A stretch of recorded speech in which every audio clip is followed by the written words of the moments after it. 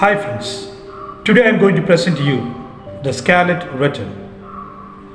The Scarlet Letter is an 1850 novel by Nathaniel Hawthorne set in Boston in the mid-17th century.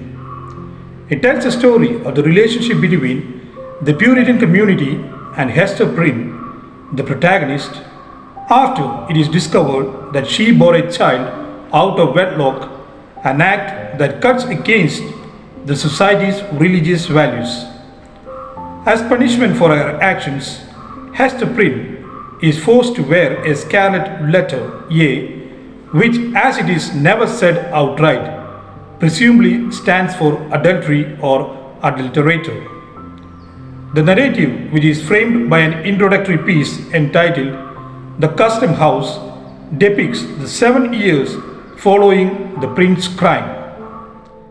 Nathaniel Hawthorne was an American novelist, dark romantic, and short story writer. His works often focus on history, morality, and religion.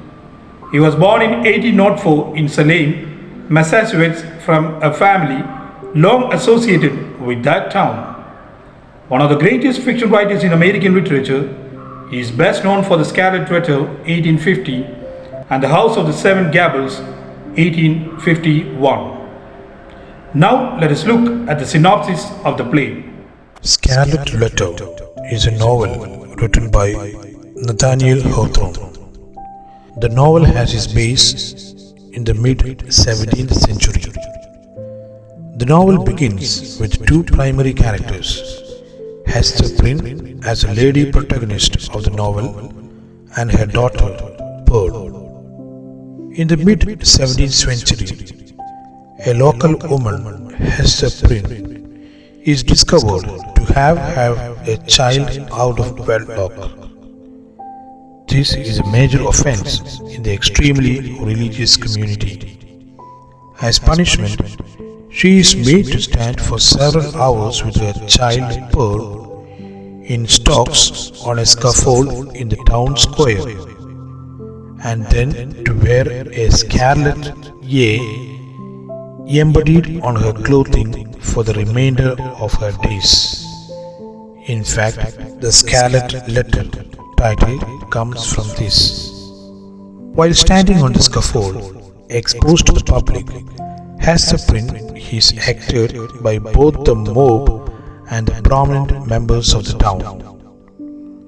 Now, a new character is introduced who is Arthur Dimsdale, the church minister. In fact, he is the father of Pearl, the daughter, and the father of the child.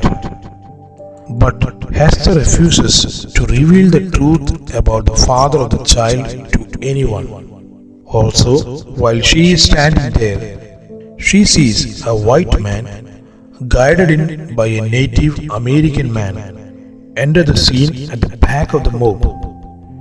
Hester and this man make eye contact, but he puts a finger in front of his lips, seeing all these situations.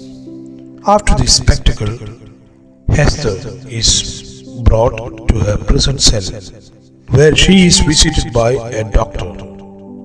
In fact, this is a man she had seen at the back of the crowd, who is also in turns out to be her husband. And the name of the husband is Roger Chillingworth, and he has arrived from England after having been thought dead by Hester. They have an open and amiable conversation about each of their shortcomings in their marriage. But when Chillingworth demands to know the identity of the child's father, Hester still continues to refuse to reveal the truth. Upon her release from prison, Hester and her daughter move to a small cottage on the edge of the town, where she devotes herself to needlework, producing the work of noble quality and helping others in need as best as she can.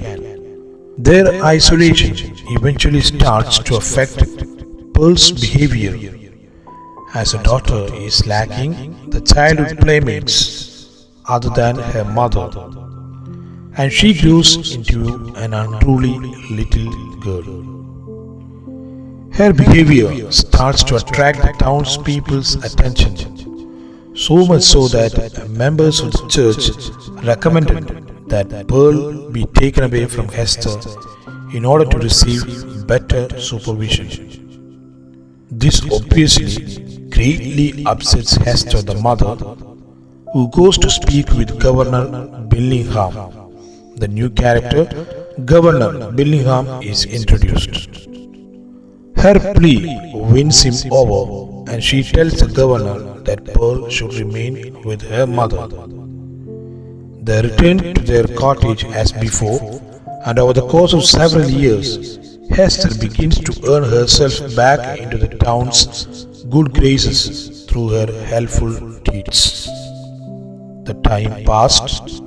Around this time, the minister's health begins to worsen, that is, Dimmesdale, and it is suggested that Chillingworth, the new physician in town, take up the residence with Dimmesdale to watch over Dimmesdale's sickness. The two get along very well at first, but as Dimmesdale's health deteriorates, Chillingworth begins to suspect that his condition is in some way the manifestation of the psychological distress. He begins to ask Dimmesdale about his mental state, which the minister resents. This pushes them apart. One night, shortly thereafter, Chillingworth sees on Dimmesdale's chest, while the other latter is sleeping, a symbol that represents the minister's guilt and action. It was the same letter A which proves everything to be true. Dimmesdale then, tormented by his guilty conscience, wanders one night into the town square and stands upon the scaffold where several years before he had looked upon Hester Prynne as a town antagonized her for adultery. And now he stands there in the same position. He acknowledges his guilt within himself, but cannot bring to do so publicly.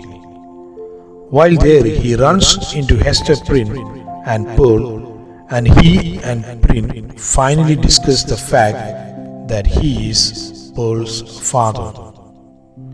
Hester Prynne also determines that she will reveal this fact to her husband. Pearl, meanwhile, is wandering around beside her parents throughout this conversation and repeatedly asks Hester what the Scarlet A stands for. But her mother never responds with a serious answer. Now comes the plan for revenge. Shortly thereafter, they meet again in the forest, and Hester informs Dimmesdale of Chillingworth's desire for revenge on the man who betrayed him. As such, they make a plan to return to England, which gives the minister a new energy of health. It enables him to give one of his most rousing sermons at election day a few days later.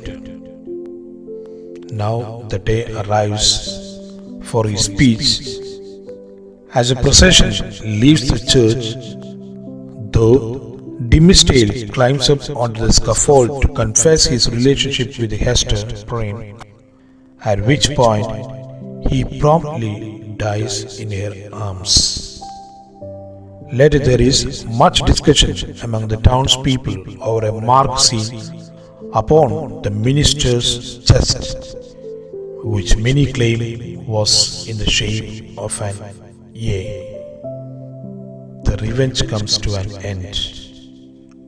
But with this affair now effectively settled, Chillingworth soon dies, leaving Pearl a large inheritance, and Hester Prynne voyages to Europe, though she returns several years later and resumes wearing the scarlet letter. At some point thereafter, she dies and is buried in the same plot as Demetrius. As we have seen the synopsis of the Scarlet Letter, Hawthorne's work initiated the most durable tradition in American fiction, that of the symbolic romance that assumes the universality of guilt and explores the complexities and ambiguities of man's choices. His greatest short stories and the Scarlet Letter are marked by a depth of psychological and moral insight seldom equaled by any American writer. That's the end of it.